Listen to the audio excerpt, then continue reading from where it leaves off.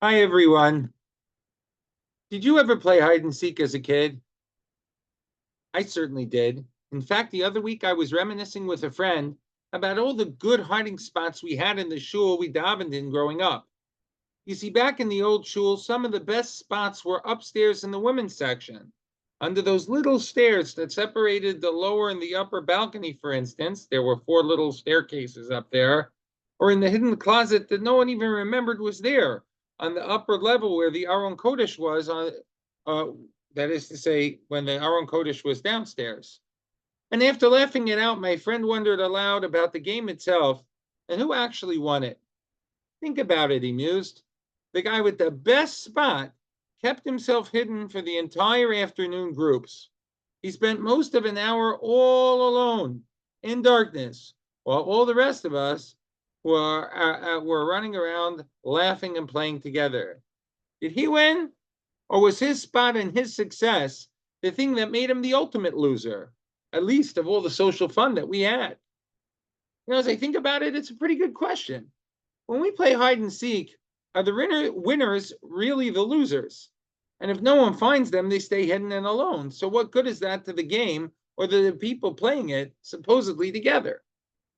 This week I found myself asking that same question to Hashem. After all, in our parsha, Hashem announces the hide and seek game in an adult style. He tells us that there'll be times in the future when we'll find ourselves in great dangers, and it will come because we will be turning to other services and to avodah zarah. And in those moments, it'll seem as if Hashem left us for good. However, the Torah tells us that Hashem doesn't see it that way.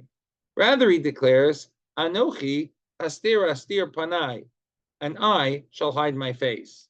More than a simple game of peekaboo, Hashem seems to tell us that in our troubled moments, he'll hide his face from us. Isn't that counterproductive? Wouldn't we want to return to him faster when we see him and know that he wants what he wants from us specifically because he tells us? Why the games? It only comes with trouble, with bloodshed, with pain and exile. Why the hide and seek? Isn't it, sorry to put it this way, sort of childish? Unless we don't fully get what the purpose of Esther Panim, of all the face hiding, is all about. Since we mentioned shul and the ladies section before, let's return there again, but this time without hiding. You see, for halachic purposes, we sit separated in our shuls, just as we stood separately in the Beis Hamikdash. The separations were marked off with a separator called a mechitza. This mechitza has been a source of tremendous controversy in the Jewish halachic community and even in United States secular courts for the better part of a century and a quarter. Many have argued that its very existence, indeed its very name, mechitza, is division, discord, and along with it, the valuation of women in the tefillah service, relegating them to a space behind the pen. As recently as last Yom Kippur, although it seems so long ago, it was the mechitza and the so-called division that it sowed that led to protest riots in Tel Aviv during a public ne'ilah and a public gathering for tefillah on Sukkot as well. However, and this point is underscored best by a comment of Rav Shimshon David Pincus, without a mechitza, there can't be a proper tefillah. Men and women would not be able to daven together.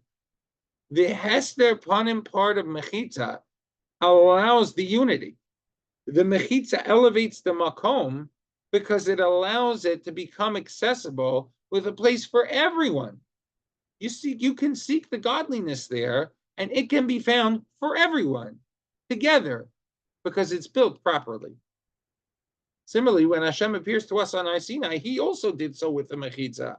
Just this mechitza was made out of cloud, and when he dwelled in the Beis Hamikdash, he did so ba'arafel, in a fog.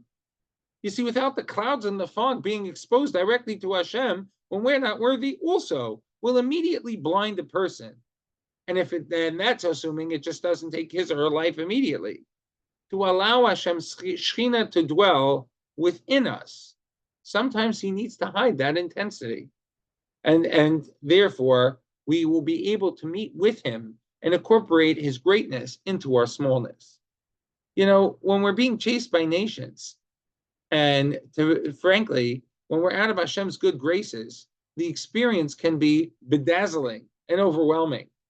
Yirmiyahu, whom we're studying day in and day out in our Nachyomi series, likens the situation to that of being chased by a bear.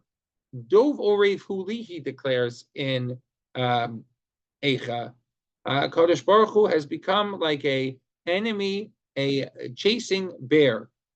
The Mabit wonders why Yirmiyahu chose to describe Hashem in such a demeaning comparison to that of an animal, and a wild one at that. Or Pinchas compares the situation to that of a father who one Purim left his child and wife at home for a few moments and came back in a bear costume. The child, who didn't recognize the father, began to wail and scream in fright, trying to run away. Please don't try this at home, by the way, until the mother successfully convinced the child that the bear was really a costume, and in it was the boy's father. Believing his mother, the boy ran to the father, still in his costume, and hugged him, pleading, "Daddy, please save me from the bear. Please save me from the bear." Frankly, we've had many bears in Jewish history. The oppression really has been, quite frankly, overbearing. From the beginning of our nation's history, including when Moshe Rabbeinu needed to face Paro and was reminded, "Bo el Paro," to come to Paro, because while he may seem to be like a bear, "Anochi haster aster panai," I'm hiding my face, I'm the bear keeper standing behind him. To the period of Esther, who went to the king with an awareness that Hashem was with her, hidden, haster aster, because the silly king, behind the silly king, Achashverosh, but he was ready to be found. Or modern era situations where the world chutzpah seems unbearable, and while terror reigns against us, we're expected to just grin and bear it. But we have another choice. We don't just grin and bear things that are tough for us. Anochi haster aster, Hashem says. Hashem messages us that he's hidden his face from us so that we can find him behind and in the bear costume. All we have to do is seek. As anti-Semitism and anti-Israelism seems to grow and be more tolerable, and the world and its so-called leaders think, speak, and act as if there's no God to answer to, Hashem reminds us that he's playing hide and seek with us, and it's our job to go ahead and seek him. He's even telling us when and where to look. He is behind the good times, but he's even behind the tough ones as well. He's just waiting for us to find him. And our response ought to be the same as the children playing hide and seek. We need to turn to Hashem and declare, ready or not, here we come. Whether we're ready or not, Dirshu Hashem b'imatzo, we need to seek out Hashem. He's here and waiting, and we'll be able to achieve it. We'll be able to find him within us, within our world, and bring him back to us closer forevermore. Wishing you and yours a Shabbat Shalom, and a Shabbat Shalom and a Shana Tova.